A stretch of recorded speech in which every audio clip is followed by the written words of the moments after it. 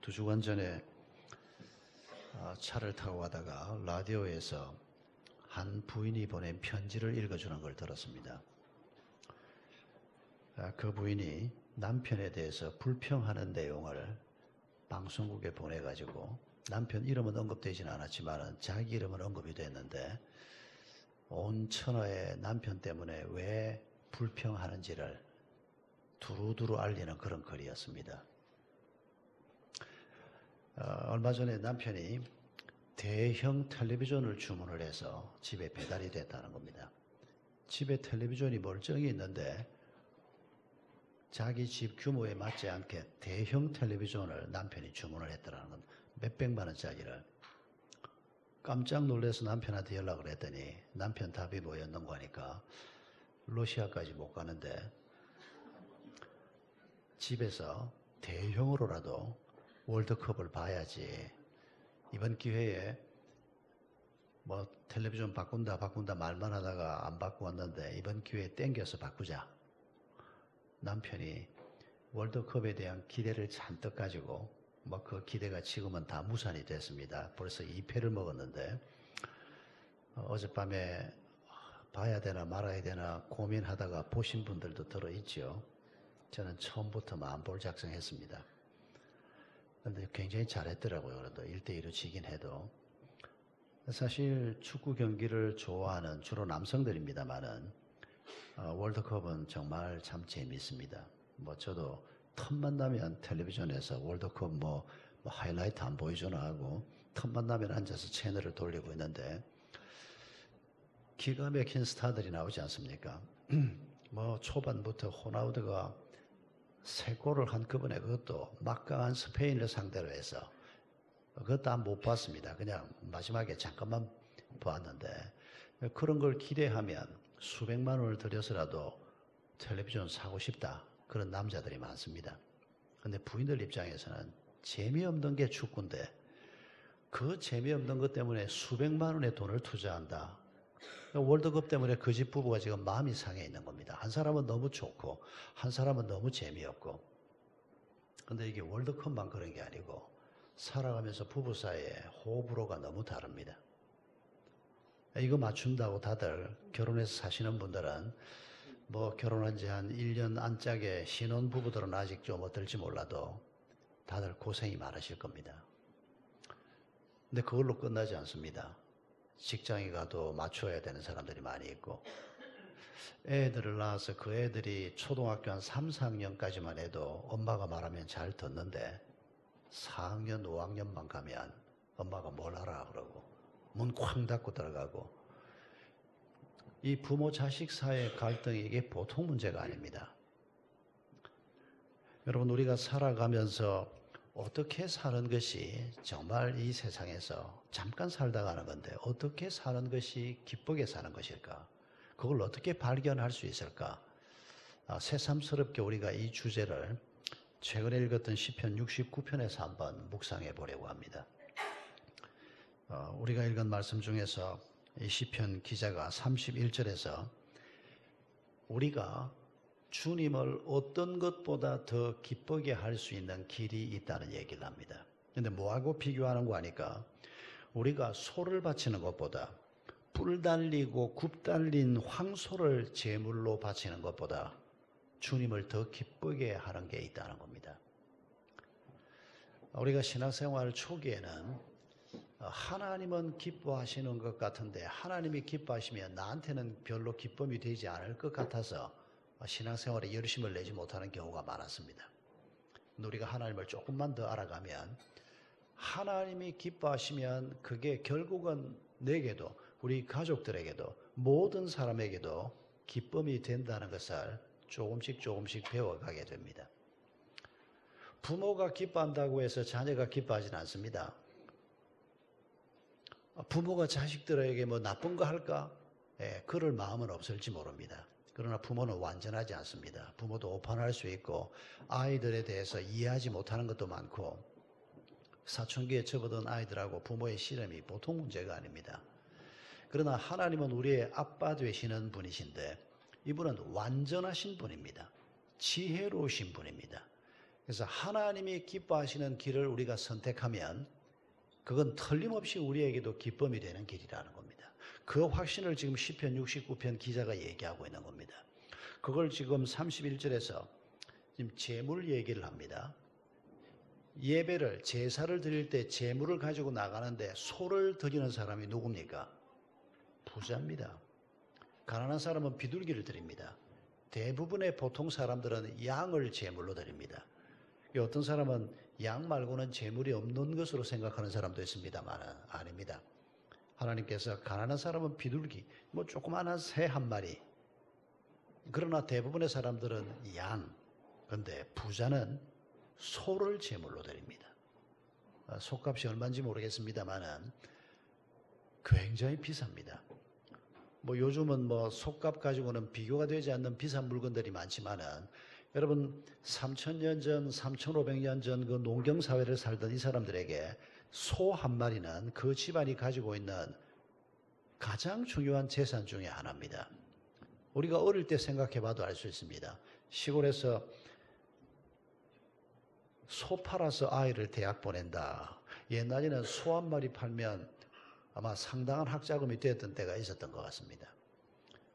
소가 굉장히 비싼 건데 지금 소를 하나님 앞에 제물로 드린다. 그런데 그 소가 그냥 소가 아니고 뿔 달리고 굽 달린 황소다라고 말합니다. 소 중에서 제일 비싼 소를 얘기하는 겁니다. 여러분 오늘 아침에 하나님 앞에 헌금하는 거 잊어버리지 않고 드렸습니까? 잘 드리시는 게 좋습니다. 왜냐하면 우리가 예배를 드릴 때 우리 자신을 하나님 앞에 드리는 것이 예배입니다. 그런데 그 중에 우리에게 소중한 예물, 돈을 가지고 그 중에 일부를 하나님 앞에 올려드리는 것은 우리 자신을 드리는 굉장히 중요한 행위입니다. 잊어버리지 마십시오. 뭐 하나님은 절대 그러진 않습니다만은 자꾸 잊어버리면 혹시 하나님이 나한테 축복하는 거 잊어버릴라. 이런 마음으로 잊어버리지 말고 헌금하는 일을, 헌금을 통해서 나를 하나님 앞에 헌신하는 일을 잘 하는 것은 신앙생활에서 굉장히 중요합니다. 오늘 감사헌금 혹시 하셨습니까? 평소에 감사헌금 할 때 어떻게 하십니까? 뭐 감사헌금 할 때 5만 원, 10만 원 이렇게 감사하고도 뭐 우리에게 부담이 될 수도 있습니다. 그런데 여러분 1,000만 원 감사헌금을 한다고 하면 상상해 보십시오. 뭐 소 한 마리가 한 1,000만 원 되지 않을까 상상하면서 제가 하는 말입니다. 저 평생 그렇게 못 해봤습니다. 뭐 건축헌금 할 때는 그보다 더 뭐 많은 돈도 했지만 감사헌금 할 때 그렇게 못 해봤습니다. 우리가 만약에 뭐 갑부도 아니고 평범하게 사는 사람들인데 내가 1,000만 원을 하나님 앞에 감사헌금 한다. 하나님이 굉장히 기뻐하실 겁니다. 제가 지도 돈이 많지 않은데 나를 귀히 여기니까, 교회를 귀히 여기니까, 교회를 통해서 하나님의 뜻을 드러내는 일을 귀히 여기니까 지 힘에 넘치도록 저렇게 감사헌금을 하는구나. 하나님이 틀림없이 기뻐하실 것입니다. 그런데 그보다 더 하나님을 기쁘게 하는 일이 있다고 얘기합니다. 돈 안 들이고 하나님을 기쁘게 하는 일이 있다면 그게 오히려 낫겠다. 이렇게는 생각하지 마십시오. 그렇게 계산을 가지고 하나님에게 접근해 가는 것은 아주 고약한 방식입니다. 여러분 지금 시편 기자가 하는 얘기는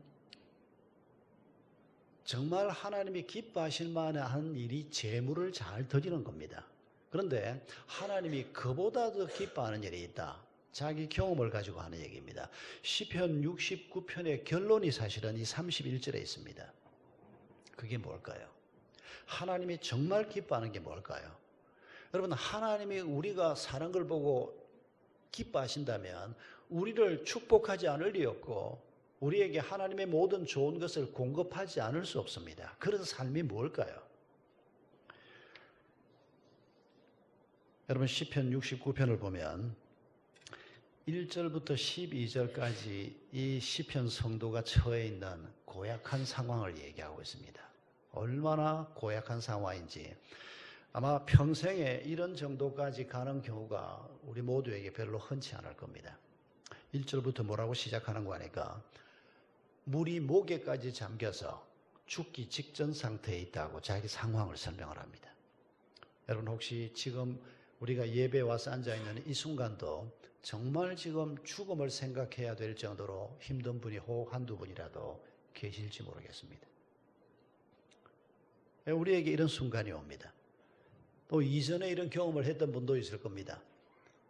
그리고 틀림없이 제가 예언할 수 있습니다. 앞으로 살아가면서 틀림없이 이런 순간을 맞습니다.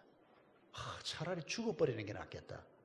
그게 무엇 때문이든지 간에 목에 물이 꽉 차서 이제 숨이 막 넘어가는, 여러분 이런 기가 막힌 상황이 시편 69편 성도의 상황입니다. 뭐 여러 가지 표현이 나옵니다. 까닭 없이 자기를 미워하고 적대감을 보이는 원수들이 머리털보다도 더 많다. 이게 한두 사람의 문제가 아니고 주변에 있는 수많은 사람들이 이 사람을 미워하는 이런 고약한 상황인가 하면 친척들에게 따돌림을 당하고 심지어는 형제 자매들에게까지도 자기는 낯선 사람이 되어버리는 8절에 그런 표현도 나옵니다. 울면서 금식했지만은 그게 아무 의미가 없고 오히려 그것 때문에 더 조롱거리가 되는 이런 상황도 얘기하고 있습니다. 12절에는 성문에 앉은 사람들이 자기를 비난한다고 얘기합니다. 성문에 앉은 사람들이 누굴까요? 한가해서 성문 위에 앉아서 지나가는 사람들 구경하기 위해서 앉아있는 사람들입니까? 아닙니다. 성문은 그 당시에 장로들이 와서 앉아있는 자리입니다. 사람들이 접근하기 쉽고 많은 사람이 왔다 갔다 하는 자리입니다. 장로들이 거기에 자리를 잡고 앉아있으면 억울한 사람들, 문제를 만난 사람들이 나 도와주세요 하고 재판을 와서 요청하는 자리가 바로 이 성문입니다. 성문 위에 앉아있는 사람은 그 성에, 그 도시에 가장 유력한 사람들입니다. 가장 힘 있는 사람들입니다. 이런 사람들조차 지금 이 사람을 미워하고 싫어하고 문제가 있는 인간이라고 공격하는 이런 상황에 이 사람이 빠져 있다는 것입니다. 이런 기막힌 상황을 12절에 걸쳐서 쭉 묘사한 다음에 13절에 와서 이분이 이런 기가 막힌 상황 속에서 나는 이제 죽어버리겠다. 난 더 이상 살 의미가 없다. 이렇게 점점 깊은 수렁으로 빠지는 게 아니고 13절에 와서 이 사람의 태도가 이 깊은 어려움, 큰 어려움 속에 있지만은 이분이 뭐라고 고백합니까? 13절에서 주님의 한결같은 사랑과 주님의 확실한 구원으로 내게 응답해 주십시오라고 기도하고 있습니다. 믿져봐야 본전이니까 이런 기도를 한번 해볼까요? 아닙니다. 믿져봐야 본전이라고 생각하는 사람은 절대로 확신에 찬 기도할 수 없고 하나님이 도와주실 것이라고 하는 신뢰가 없는 사람은 계속해서 기도할 수 없습니다. 그리고 기도는 믿져봐야 본전이 아닙니다. 기도하는 게 한번 산책 나갔다 오는 것처럼 그냥 텔레비전 프로그램 하나 보는 것처럼 기도라는 게 그렇게 간단한 일이 아닙니다. 하나님과의 만남, 그것도 내 인생의 문제를 가지고 하나님 앞에 나아가는 이런 삶의 태도인데 이분이 이런 깊은 문제를 안고 있지만은 낙심하지 않고 있는 모습이 13절부터 나타나기 시작한다는 겁니다. 기도를 계속하면서도 절망하지 않고 15절에서 큰 물결이 나를 덮치지 못하게 해주십시오. 깊은 물이 나를 삼키지 못하게 해주십시오. 큰 구덩이가 나를 입을 벌려 삼키지 못하게 해주십시오. 이런 적극적인 기도를 하기 시작하면서 하나님 앞에 자신을 맡기는 태도를 보여주고 있습니다. 그러면서 30절에 와서 마침내 한 걸음 더 나가서 그저 기도만 하고 있는 게 아니고 하나님을 찬양하기 시작합니다. 그때 나는 노래를 지어 하나님의 이름을 찬양하련다. 그때가 어떤 때입니까? 나를 욕하는 사람들이 거꾸러져 버리고 나를 비난하던 그 인간들이 후회하고 있고 상황이 좀 달라진 때입니까? 아닙니다. 상황은 똑같았습니다. 여전히 그런 무리들이 많이 있지만은 그 상황 속에서 낙심하지 않는 사람, 그 상황 속에서 좌절하지 않는 사람, 왜요? 하나님 때문에.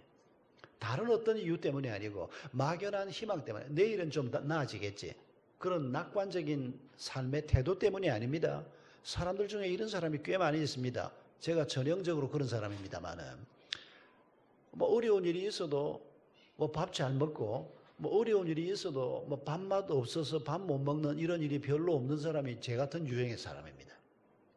제가 11년 전에 아프간 피납 사건 때 빼고는 뭐 제가 기억하는 한 뭐 천하 없는 일이 벌어져도 밥은 먼저 먹어야 되고 뭐 밤에 잠이 안 와서 뭐 뒤척거리고 그런 일이 없었습니다. 저는 그게 처음에는 제가 믿음이 좀 괜찮아서 그런 줄 알았습니다. 근데 결혼하고 한 집에 살던 제 아내가 한 1년 지나고 난 다음에 제 그런 태도를 놓고 그건 신앙이 아니고 그건 당신 성품이야. 이래서 제가 얼마나 언짢아했는지 모릅니다.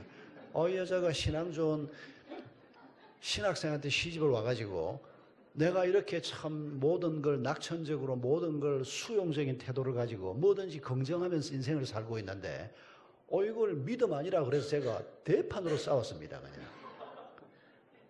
근데 시간이 지나면서 보니까 제 아내의 진단이 딱 맞았습니다. 이거 우리 부모님한테 물려받은 겁니다. 신앙으로 받은 게 아닙니다. 그냥 낙천적입니다.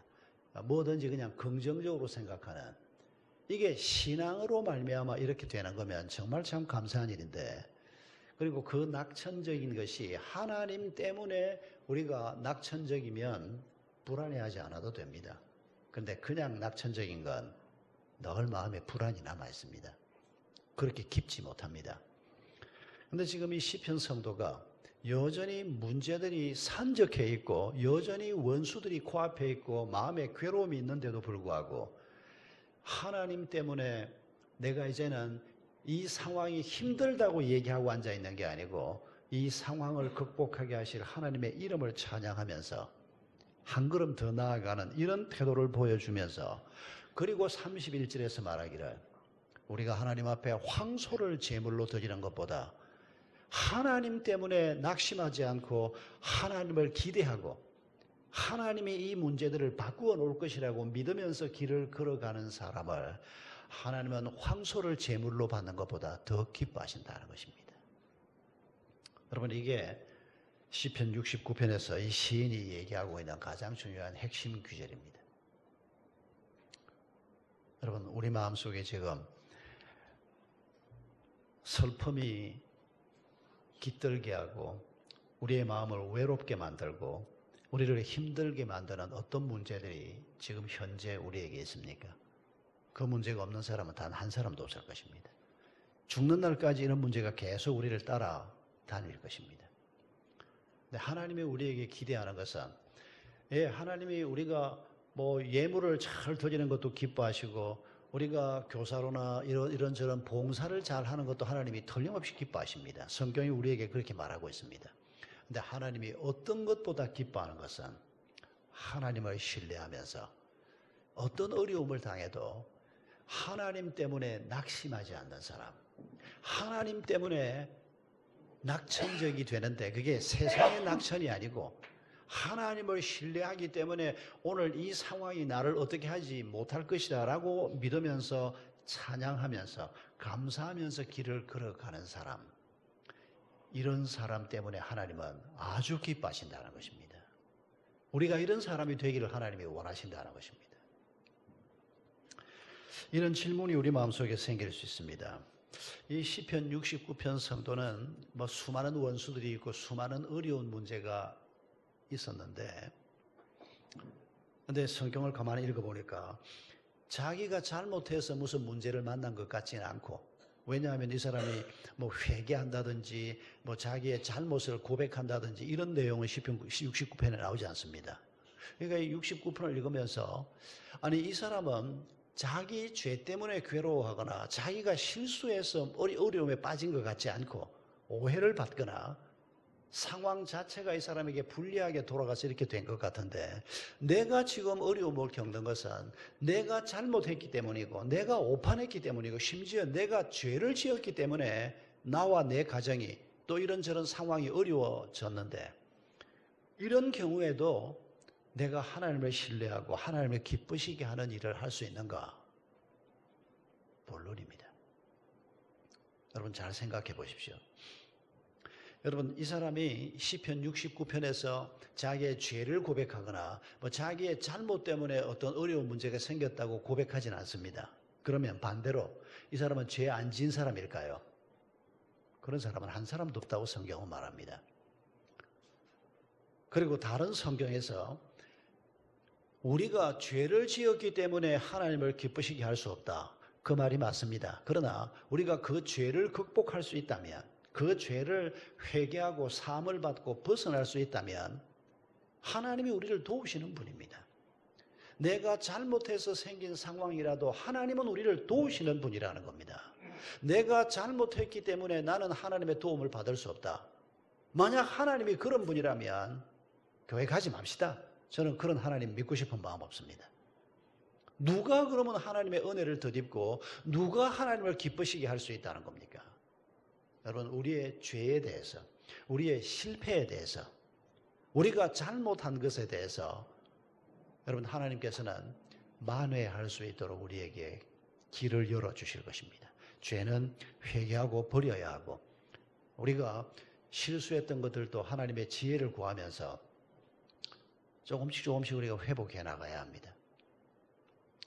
우리 은혜샘물교회 3교회 예배에 저 뒤쪽에, 제가 앞에 서서 보면 왼쪽 편 저 뒤쪽 맨 뒤에서 한 5째, 6째 줄에 앉는 부인이 한 분 있습니다.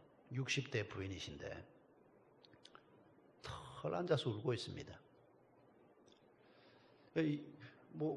꽤 많은 사람이 앉아 있는데도 그분이 우는 모습을 설교하는 중에서도 제가 여러 번 봤습니다. 그런데 이분이 한번 저를 면담 요청을 하는 겁니다. 만나보니까 그분이 왜 매주일 교회 와서 그렇게 우는지 제가 그 얘기를 듣고 참 가슴이 아팠습니다. 이분이 서울에 삽니다.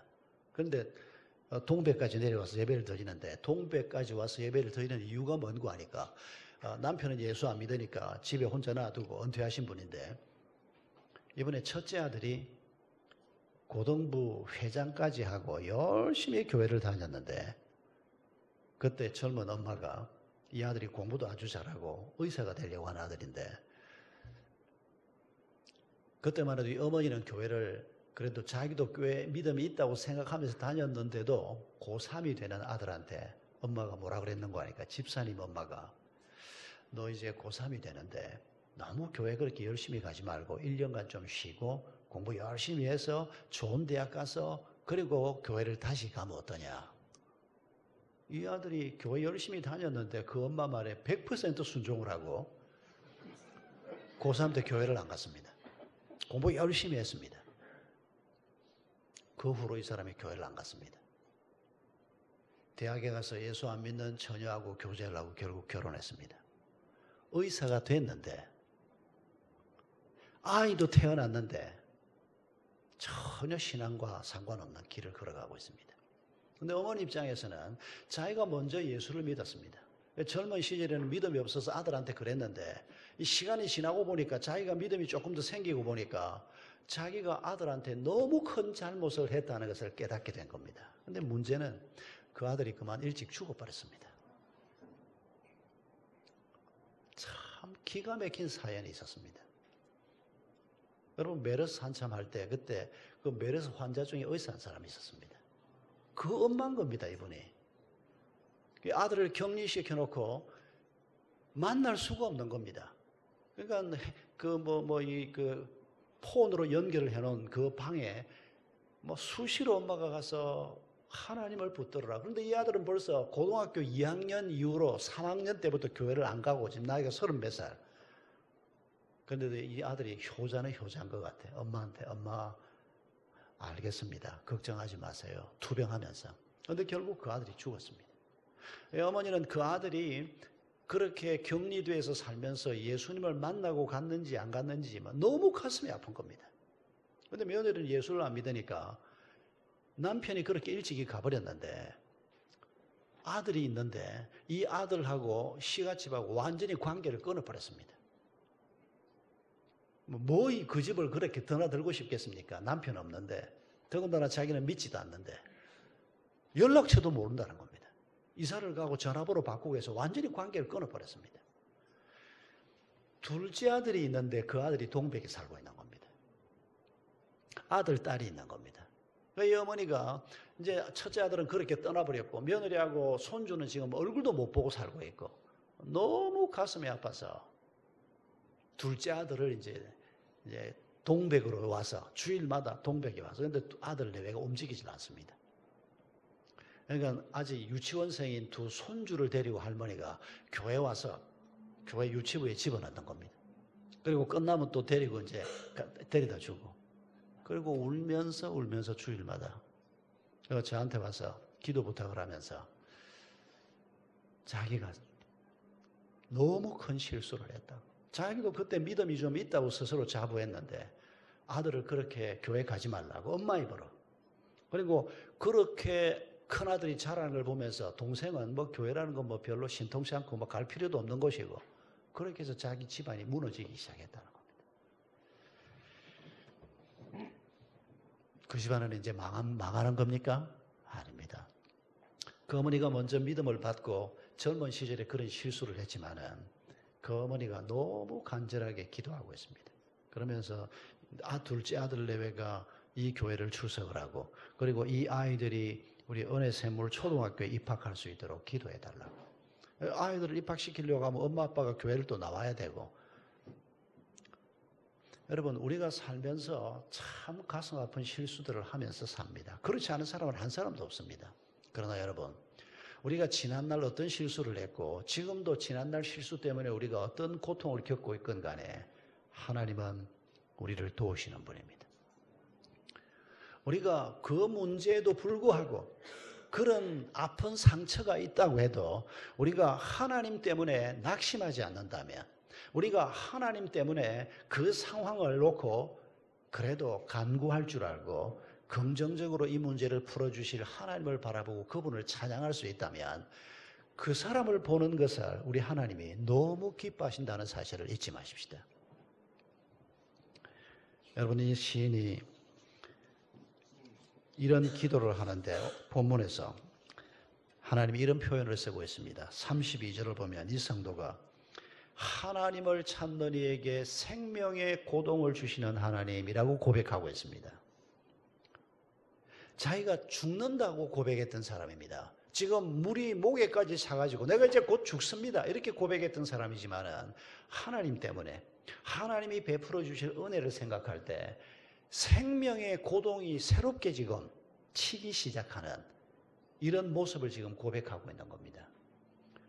실제로 좋은 일이 생겨서 내가 내 삶이 회복이 되는구나라고 느끼기 전에 하나님께서는 하나님 때문에 아직 상황은 나쁜 상황이라도 하나님 때문에 내가 기쁨을 누리게 되고 내 마음에 감사가 있다면 그게 진정한 믿음이라는 겁니다. 그런 사람이 하나님을 정말 기쁘게 할 수 있는 사람이라는 것입니다. 여러분 하나님이 우리에게 이런 분이 되기를 바랍니다. 이분이 이런 기도를 하면서 지금 하나님 앞에 고백을 하고 있는데 35절에 가보면 이분의 기도가 어디로 향해서 나아가는 거 하니까 하나님께서 시온을 구원하시고 유다의 성읍들을 다시 세우실 것입니다 라고 고백합니다. 아니 지가 무슨 뭐 도지사에 뽑혔습니까? 시장에 뽑혔습니까? 지금 자기 자신의 문제를 안고 죽겠다고 기도했던 사람 아닙니까? 그런데 이분이 하나님을 기억하면서 낙심하지 않고 찬양하고 마음이 조금씩 바뀌고 하나님이 행하실 일을 가지고 기대하면서 하나님의 마음에 기쁨을 안겨주는 사람이라는 표현이 나오더니 어디로 가는 거 하니까 나 같은 자에게 은혜를 베푸시는 하나님이라면 내 곁에 있는 또 다른 사람들에게도 은혜를 베푸실 것이다. 시온이 뭡니까? 자기 민족입니다. 내 민족에게 은혜를 베푸실 하나님. 이렇게 기도가 나아가고 있는 겁니다. 여러분 대한민국 백성들에게 하나님이 은혜를 베푸셔야 되지 않겠습니까? 뭐 다른 민족에게도 은혜를 베풀어야 하지만은 여러분 우리가 무슨 대단한 인물이 돼서 뭐 애국심이 대단해서 우리가 이런 기도를 하게 되는 것이 아니고 내게 은혜 베푸신 하나님을 경험하고 기대하게 되면 내 친구를 위해서도 기대가 생기게 되고 내 가족을 위해서도 기대가 생기게 되고 그 범위를 조금 확대하면 내 민족을 축복하실 하나님을 발견하게 되는 겁니다. 이건 자연스러운 일입니다. 우리가 무슨 시장이 되고 뭐가 되고 직함 때문이 아니고 하나님 때문에 민족을 위해서 기도할 수 있는 사람이 되는 것. 여러분, 이게 바로 우리의 모습이어야 한다는 것입니다. 여러분, 남북 문제가 이렇게 풀려가는 걸 보면서 아직 넘어야 할 산이 너무 많지만은, 그러나 하나님께서 우리의 기도를 70년의 기도를 들으시고 이 한반도에 평화의 조짐을 주시는 이게 여러분 생각해보면 참 기가 막힌 일입니다. 여러분, 한 서너 달 전만 해도 우리가 꿈도 꾸지 못했던 일입니다. 일단 감사부터 해야 합니다. 문제를 제기하는 건 천천히 하기로 하고, 일단 하나님이 이 놀라운 은혜를 지금 이 한반도에 부어주고 있지 않습니까? 김정은이를 어떻게 다 믿어? 김정은이 믿는 사람 별로 없습니다. 그러나 김정은만 못 믿습니까? 트럼프는 어떻게 믿습니까? 문재인은 우리 대통령이니까 믿을 수 있습니까? 아닙니다. 사람이 실수할 수 있습니다. 여러분, 우리가 사람을 믿는 게 아니고 내게 은혜 베푸시는 하나님이 내 이웃에게도 은혜 베푸실 것이고, 전 세계 200수십 개 나라 중에서 반토막이 나 있는 유일한 나라가 대한민국인데 70년 동안 우리가 이 민족에게 은혜 베풀어 달라고 기도했던 이 기도가 지금 조금씩 응답되고 있는 이 상황을 놓고 우리가 더 기도해야 할 것입니다. 김정은이 빠져나가지 못하도록, 김정은도 빠져나갈 수가 없어서 지금 저렇게 나온 겁니다. 트럼프가 또 괜히 또 이 생각 저 생각하면서 판 깨지 않도록 우리 문 대통령이 지혜롭게 이 외교와 남북 간의 관계에서 신뢰를 잃지 않고 잘 풀어가도록, 우리 국민들도 마찬가지입니다. 우리 국민들도 다 걱정이 되니까 어떻게 북한을 어떻게 믿어? 70년 동안 얼마나 속았고, 지금도 또 시간을 더 벌어가지고 이제 미국 대륙까지 가는 미사일을 개발을 해서 이런 주장을 하는 분들이 있는데 가능성이 없는 거 아니라고 저도 생각합니다. 그럴 가능성은 절대 없다. 누가 그 말을 할 수 있겠습니까? 그동안 북한이 한 것 보면. 그럼에도 불구하고 하나님이 그런 것도 무산시켜 주시고, 하나님께서 이 땅에 평화를 주시는 하나님, 시온을 살리시는 하나님이 우리 민족을 살리시는 하나님이 될 수 있다는 것입니다. 그 하나님이 아프간도 살릴 수 있고, 그 하나님이 중국도 살릴 수 있고, 중국이 지금 대국이 된 것처럼 저러지만은 중국이라는 나라가 지금 참 시진핑이 지금 황제 노릇을 하고 있습니다. 하나님은 시진핑에게 지시는 분이 아닙니다. 하나님은 우리가 안고 있는 그 상황보다 크신 분입니다. 우리가 안고 있는 문제보다 하나님은 훨씬 크신 분입니다. 그 하나님께서 우리에게 은혜 베풀어 주시고, 그리고 이 은혜가 내게 멈추지 않고 내 곁에 있는 친구들에게, 내 곁에 있는 다른 가족들에게도 베풀어지고, 우리 민족에게 이 은혜가 베풀어지고 온 인류 사회에 이 은혜가 베풀어지는, 여러분 시편 69편의 성도가 오지랖 넓게도 이렇게 기도하고 있는 걸 볼 수가 있습니다. 지 문제 하나 해결이 안 된 것 같은데도 그 문제 속에서 외형적으로 보기에는 해결이 안 된 것 같으나 이미 마음속으로는 이제 그게 더 이상 문제가 되지 않습니다. 이제 날 욕하는 그 사람들이 더 이상 전혀 문제가 되지 않은, 그리고는 세상을 가슴에 품고 기도하는 이런 성숙한 한 인간을 보면서 하나님께서 황소를 제물로 드리는 것보다 내가 너를 보는 것이 더 기쁘다. 이게 시편 69편의 핵심 귀절입니다. 시편은 사람들이 하나님 앞에 토해놓은 것을 하나님께서 받아서 우리에게 다시 주시면서 이게 내 말씀이다 하고 주신 겁니다. 시편을 읽을 때 우리가 혼란을 느끼는 건 뭔가 하니까, 아니 온갖 넋두리가 다 들어있고 심지어 다른 사람에 대한 저주가 들어있고, 여기 69편에도 저주가 들어있지 않습니까?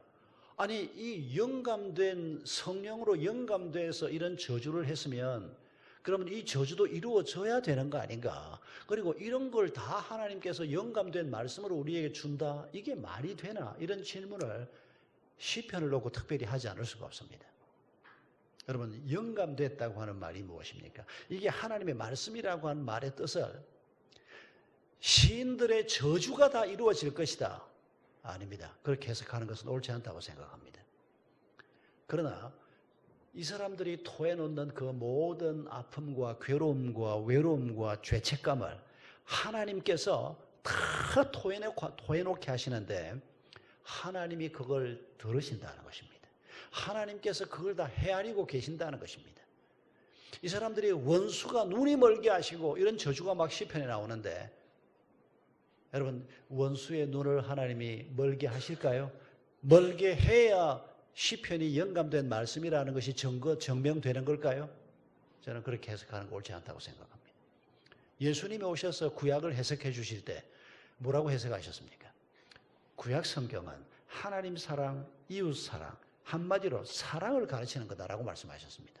우리가 분노에 차서 저 원수가 다리가 부러지게 하시고 저 원수가 욕을 먹게 하시고 하나님이 그걸 듣긴 들어주셨지만은 우리의 아픔을 하나님 앞에 다 토로해 놓게 하셨고 그걸 하나님의 말씀으로 받아서 우리에게 주시면서 이게 내가 너희에게 주는 말씀이다라고 말했지만은 여러분 그게 하나님의 말씀인 것은 우리 속을 다 하나님이 알고 계시다는 점에서 하나님의 말씀이지 시편 기자가 저주한 것까지 남김없이 다 이루어준다.